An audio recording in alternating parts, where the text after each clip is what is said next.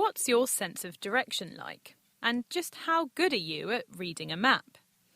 Most of us these days rely on sat-navs to get from A to B, and as you know, if you take a wrong turning, they're very good at recalculating the route and telling you where to go to get back on course. But now scientists have shown that your brains actually aren't that different. Part of one brain region, called the hippocampus, contains a mental map of the world, and as you move around, your position is charted neurologically on a grid system on this map. Meanwhile, a related brain area keeps track of how far it is, as the crow flies, to your destination. By understanding how these systems work, researchers at University College London hope their results might one day help them understand and possibly treat conditions like dementia. I'm Mira Senthilingam, and to find out more about how these brain regions actually work together, I put my mental map to the test in the region of Soho in central London, where I met up with the neuroscientist behind these experiments, Hugo Spears. We're interested in how you use your brain to navigate a city street network. And we knew that there was a bit of the brain called the hippocampus that's particularly important for navigating. But in this new study, we're interested in understanding how it's being used. Why Soho? Well, Soho is unique in London. There's two things that make Soho unique and fantastic if you're interested in navigating. One is that the streets are really dense. If you look at a map of London, you want to find somewhere with the most densely packed streets, it's Soho. And the second thing is it's full of very colourful shops and cafes and bars that you could navigate to and that provide you landmarks to tell you where you are. And what aspects of navigation were you looking into by going around Soho? We were interested in this experiment in finding out whether the brain was tracking two types of distance, whether it was tracking as you move the distance as a crow flies, independent of all the buildings, how far away you are from your destination, or whether it was tracking the distance you actually have to walk, the distance along the path. And so Soho has got all these winding, wiggly, labyrinthine paths through it that we could really use to our advantage to test which of these two types of distance the brain was tracking. Now, we're in one of these narrow paths now, so we're just in almost an alley surrounded by shops between, I guess, two busy roads in Soho. How did you set about experimenting here? So we first of all had to choose the area, so we picked this bit you're standing in as the best bit of Soho.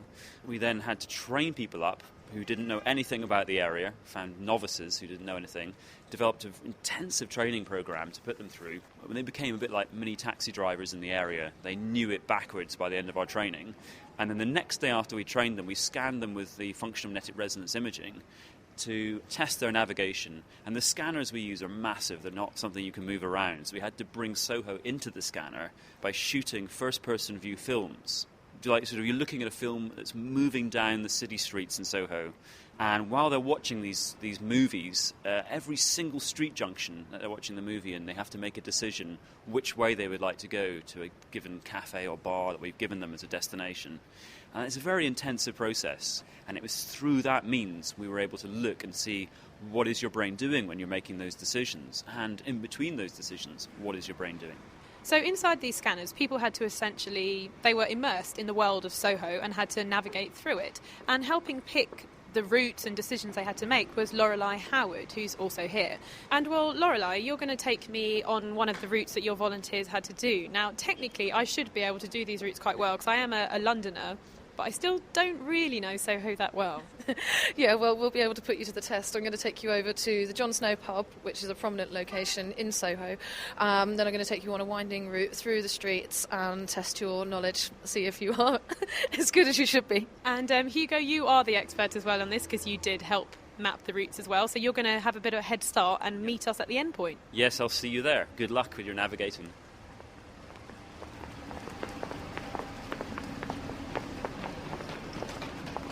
Okay, so we're on Broadwick Street. We're facing in the general direction of east. I would have pointed out to the subjects, like you said, that we've got the John Snow pub ahead of us on the right-hand side. I would have then pointed out things like the trees on Broadwick Street. I mean, that makes Broadwick Street quite distinct in Soho. And then I would have maybe pointed out the pub that's ahead of us on the corner, the Blue Posts, and that would be enough for our subjects to know where they are. If we were in the scanner now and watching this on a video, what would we do? So where would our destination be, perhaps? So from this starting location, the first goal is Sister Ray Records, which is on Berwick Street. Okay, so we're facing a general east direction. Yeah. Berwick Street's just over there, in a slightly more north direction to where we are now. Yeah, so Berwick Street's ahead of us. It actually runs perpendicular to Broadwick Street and crosses it. Sister Ray Records itself is just up on the left-hand side, so towards the north end of Berwick Street. So ideally, we'd want to just go straight and then left. Yeah, perfect, yeah. Okay, we're going straight So, yeah. then, but I feel like you're going to do something to make this less straightforward. Okay, so the movie would pause just before each junction, and that's when you would actually be asked to make a decision about which way you would like to go. So as you described, then you would have chosen to go straight. Yeah. In actual fact, at this point we force you to take a detour round to the right, so we're now going south along Lexington Street. In the opposite direction. Yeah, so you need to now replan your route. So which direction would you go? Well, I would want to turn around and go back, but this was something you didn't let your volunteers do. No, we didn't. So, okay, straight ahead of us there is a alley on the left.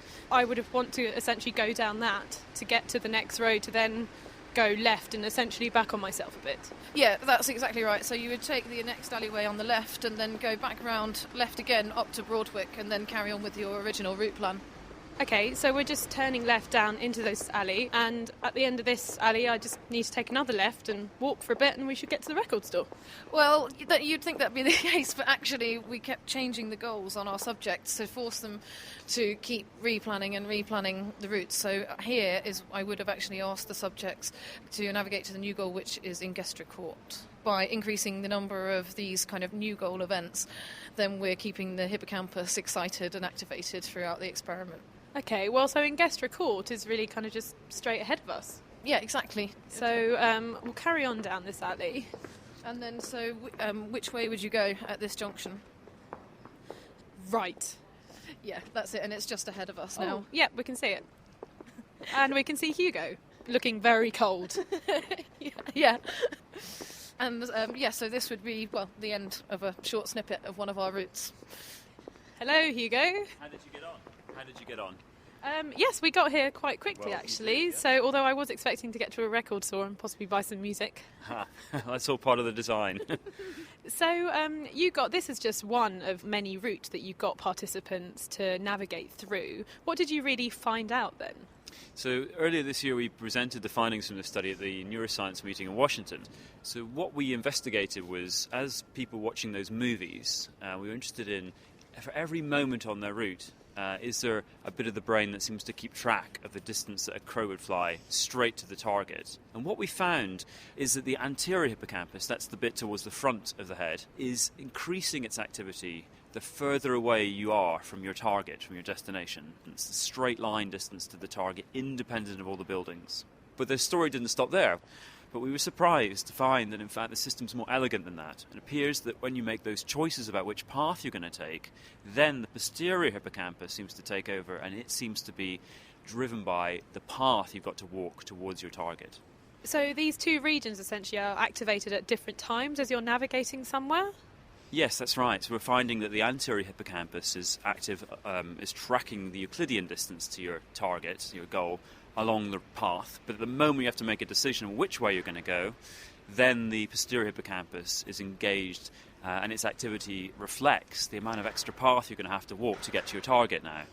And if you have to take a detour, the activity there seems to scale with the amount of extra distance you now have to take in your detour. So if you had to take like a 10-metre extra path, you'll see a little bit of activity in this posterior hippocampus. But if you've now got to walk another 500 metres, you'll see a lot more activity in that region. So when Lorelei and I took that right turn at the John Snow, rather than going straight to that record store, this posterior region would have been activated. That's right. That's what our evidence suggests. You're doing different things when you're navigating. It's not a continuous process. Sometimes you need to make decisions. Sometimes you need to replan your route. And that the brain is dynamically changing as you take a journey through space. And Lorelei, what about my routes to get here? Was I excellent? Yeah, I think that you had some, definitely when I took you on the detour, then you were able to replan efficiently. What's the importance of knowing just how people navigate like this? Well, the brain is something we need to know a lot more about. As we're in an ageing population, our brain is subject to a lot of damage and change over our lives, and particularly the hippocampus is one of the areas most affected in dementia and Alzheimer's disease. So if we understand what it's doing in an everyday setting, such as Soho, then we'll have a much better idea about understanding how it might go wrong in future studies. Hugo Spears and Lorelei Howard, both from University College London, taking me, Meera Senthilingam, or more importantly maybe just my brain, through the busy streets of Soho.